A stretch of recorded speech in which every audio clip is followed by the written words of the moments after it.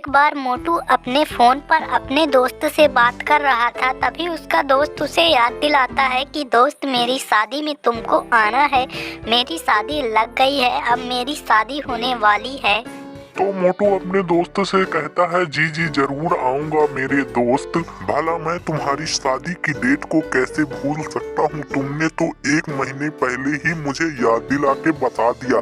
मैं तो तुम्हारे घर 15 दिन पहले ही पतलू के साथ आने वाला हूँ। मोटू ऐसे ही अपने दोस्त के साथ बात कर रहा था और पतलू उसे पीछे से देख रहा था। वह भी उसका आनंद ले रहा था उसकी बातों को सुनकर।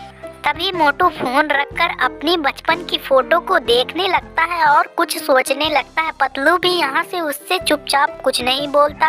वह चुपचाप मोटू को देखता रहता है। जब ही मोटू उससे पतलू से बोलता है कि पतलू, अब मेरी भी उम्र शादी की हो चुकी है, तुम मेरी शादी कहीं लगाते क्यों नहीं। पतलू मोटू की बात सुनकर उसे हंसी आ जाती है। अरे मोटू, तुम बिल्कुल ठीक कह रहे हो। अब तुम्हारी भी उम्र शादी के लिए हो गई है, लेकिन मैं तुम्हारे लिए लड़की तो ढूंढूं कहाँ से। मोटू यहाँ से कहता है कि तुम कुछ भी करो पतलू, मेरे दोस्त की शादी हो रही है, इसीलिए अब मैं भी शादी करना चाहता हूँ। मेरे दोस्त ने मुझे अपनी शादी पर बुलाया है, मैं भी उसे अपनी शादी पर बुलाना चाहता हूँ। वह पतलू से कहता है कि तुम मेरी शादी करवा दो पतलू। तभी पतलू के दिमाग में एक आइडिया आता है। बोलता है कि ठीक है, मैं तुम्हारी शादी एक पास की गांव वाली लड़की से करवा दूंगा। तभी मोटू और पतलू दोनों लोग लड़की देखने के लिए यहाँ से चल देते हैं। मोटू और पतलू बड़े ही लड़की देखने के लिए जा रहे थे, तो वह बड़े ही खुश दिखाई दे रहे थे। तभी वह अब मोटू लड़की के घर पहुँच जाते हैं और बातचीत करने लगते हैं। पहले तो लड़की से मोटू बात करता है, तो लड़की मोटू को मना कर देती है। बोलती है कि मैं इतनी अच्छी लड़की इस मोटे भैंसे मोटू से शादी करूंगी क्या। तो जैसे ही लड़की इस बात को बोलती है तो पतलू को गुस्सा आ जाती है और पतलू बोलता है कि तुम एक बात ध्यान से सुन लो, मैं तुम्हारे भी अच्छी लड़की से अपने दोस्त मोटू की शादी को करवाऊंगा।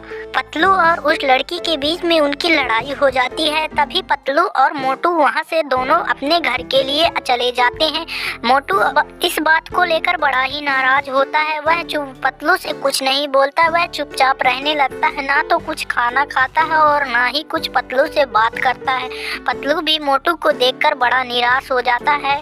अब पतलू के कुछ समझ में नहीं आता कि वह करे क्या। इसीलिए पतलू के दिमाग में एक उसकी दिमाग की बत्ती जलती है और वह मोटू को एक तांत्रिक बाबा के पास ले जाने की बात करता है। तो वहाँ से पतलू और मोटू दोनों तांत्रिक बाबा के पास चल देते हैं। तांत्रिक बाबा बड़े ही काली घाटी की पहाड़ी पे रहते हैं। पतलू और मोटू उसकी पूरी बात बताते हैं कि किस तरह लड़की ने उसे रिजेक्ट किया और वह उसे शादी के लिए मना कर देती है। तभी मोटू अपनी तांत्रिक बाबा को बाबा जरा मेरा हाथ देखिए और मेरे हाथ की लकीर में देखकर बताइए, क्या शादी करने की मेरी किस्मत में नहीं लिखी। तो यहाँ से पतलू भी बोला है, जी हाँ बाबा, एक बार मोटू मेरे दोस्त का हाथ जरूर देख लीजिए, क्या इसकी किस्मत में शादी करना लिखा है या नहीं लिखा है। तभी तांत्रिक बाबा उसका हाथ देख लेता है और बोलता है, जी हाँ बच्चा, मैं तुमको एक जड़ी बूटी देता हूँ, इसको खाने के बाद तुम्हारी किस्मत की रेखा बदल जाएगी, यानी कि तुम जिस भी लड़की के पास जाओगे वह तुमसे शादी करने के लिए तैयार हो जाएगी। तभी बाबा यहाँ से मोटू को एक जड़ी बूटी खिला भी देते हैं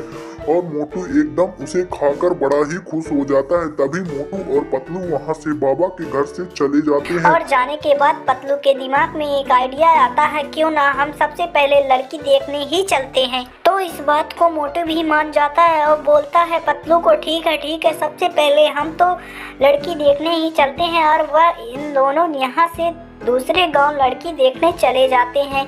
जैसे ही वह लड़की को घर पहुँचते हैं तो लड़की उसका बहुत ही सम्मान करती है, यानी कि जैसा तांत्रिक बाबा ने बताया था बिल्कुल वैसा का ही वैसा हो रहा था। और मोटू और पतलू दोनों लोग अपनी शादी के लिए बात करते हैं और मोटू की यहाँ से शादी फिक्स हो जाती है। मोटू और उसकी पत्नी दोनों लोग शादी करके अपने घर चले जाते हैं। तरह यहाँ से मोटू की शादी हो जाती है और वह भी अपने दोस्त को अपनी शादी में बुलाने के लिए उसे कॉल कर। और साथ ही आप सभी को मोटू की शादी पे आना है।